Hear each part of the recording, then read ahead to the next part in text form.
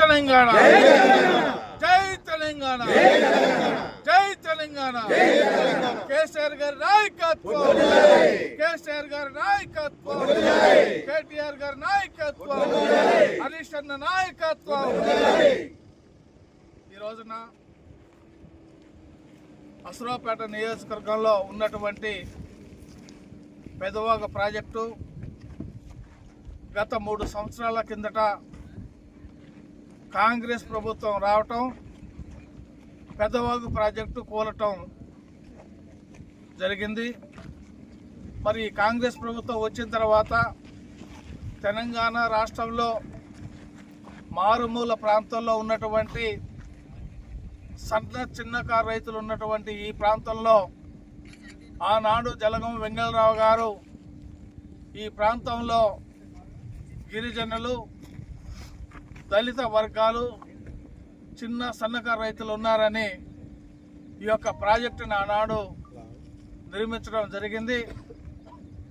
మరి ఈ యొక్క 3 సంవత్సరాలు ఈ ప్రాజెక్టు తెగిపోయినప్పుడు కూడా కాంగ్రెస్ ప్రభుత్వం మరి ఈ రోజున పూర్తి చేయకపోవటం చాలా బాధాకరం. ముఖ్యంగా ఈ ఉభయ జిల్లాలో ముచ్చటగా 3 మంత్రులుండి కూడా, స్థానిక శాసనసభ్యులుండి కూడా ఇవాళ ఈ ప్రాజెక్టు నిర్మించకపోవడం చాలా దురదృష్టకరం.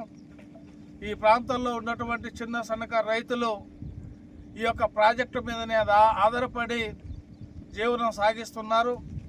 అంతేకాకుండా దిగువ ప్రాంతంలో ఉన్నటువంటి వెల్లేరుపాడు, కుక్కునూరు మండలాలు సంబంధించినటువంటి రైతులు కూడా ఈ ప్రాజెక్టు మీద జీవనాధారం ఉన్నారు.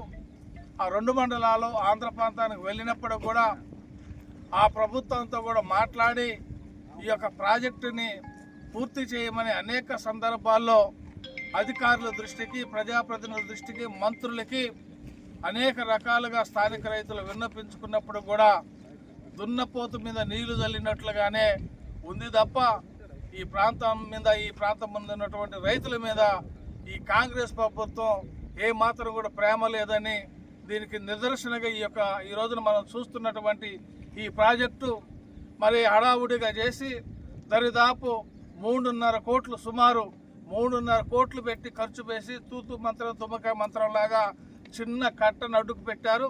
దానివల్ల ఏమాత్రం కూడా 1 సెంటు భూమి కూడా నీళ్ళు వెళ్ళే పరిస్థితి లేదు.